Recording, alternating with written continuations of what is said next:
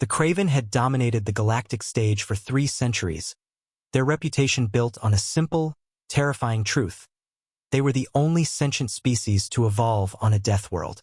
Their homeworld, Krothos, was a nightmare of perpetual storms, gravity 3 times galactic standard, and predators that could tear through steel. Every other spacefaring race had emerged from garden worlds, peaceful paradises that nurtured intelligence through cooperation. The Kraven were different. They were forged in brutality, shaped by constant warfare against their planet and each other. Standing 9 feet tall with natural armor plating and redundant organs, they were living weapons. When they achieved spaceflight, the galaxy trembled. "We are Apex," their ambassadors would growl at first contact meetings. "You exist because we allow it." No one challenged this claim. Why would they?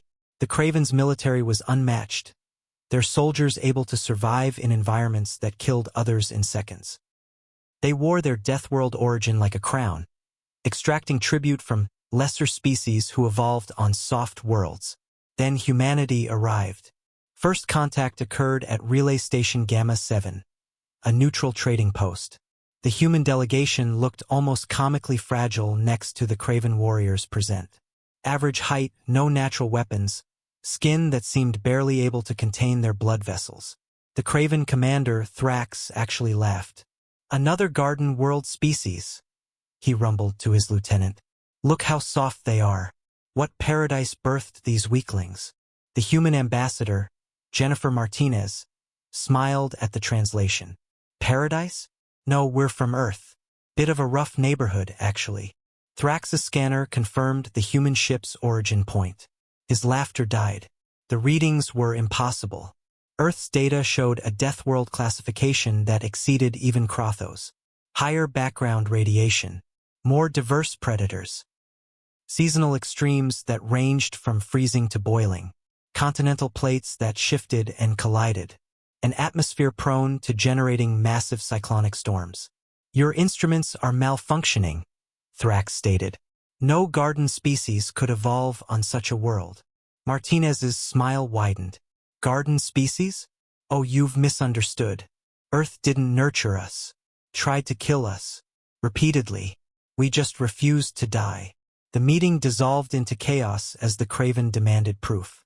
Surely these fragile beings were lying. The humans obliged, offering a cultural exchange. What followed shattered the Kraven's worldview. They watched humans consume poison for pleasure, alcohol, caffeine, capsaicin, substances that would kill most species. They observed human sports, free climbing vertical cliffs, diving with predators, fighting each other for entertainment. They learned of humanity's history. Countless wars, plagues survived, natural disasters overcome through sheer stubbornness. But what truly broke the Kraven's superiority complex was a simple medical scan.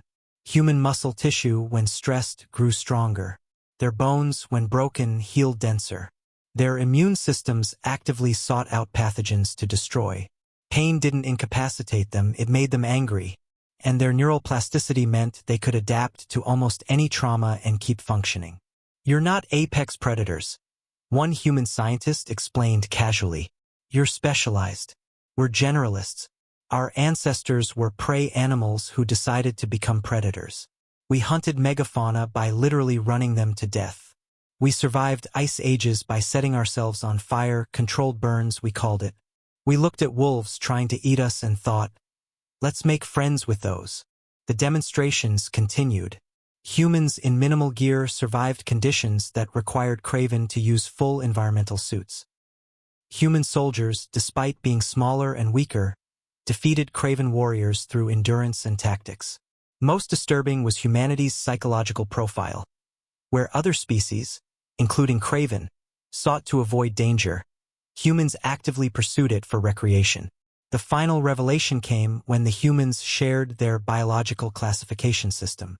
Earth wasn't just a death world, it was a Class 12, the highest rating possible. Krothos, the Kraven homeworld they'd boasted about for centuries, was a Class 8. "How?" Thrax asked during the final meeting, his voice subdued. "How did you survive such a world?" Martinez shrugged. "Honestly? Spite mostly. Earth kept trying to kill us, and we took it personally.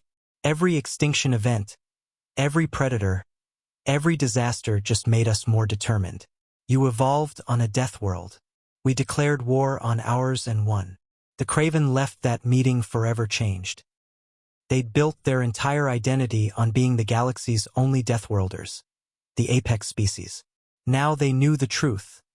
They were merely the only ones who'd admitted it. Until they met the humans, who wore their Deathworld origins like comfortable old clothes rather than armor, who treated existential threats as minor inconveniences, and who looked at the hostile universe not with fear or dominance, but with a grin and the words, "Challenge accepted." The galaxy's power structure shifted that day, not through war or conquest, but through the simple revelation that the most dangerous species in the galaxy looked harmless because they'd evolved beyond the need to look dangerous. They'd evolved to be unstoppable.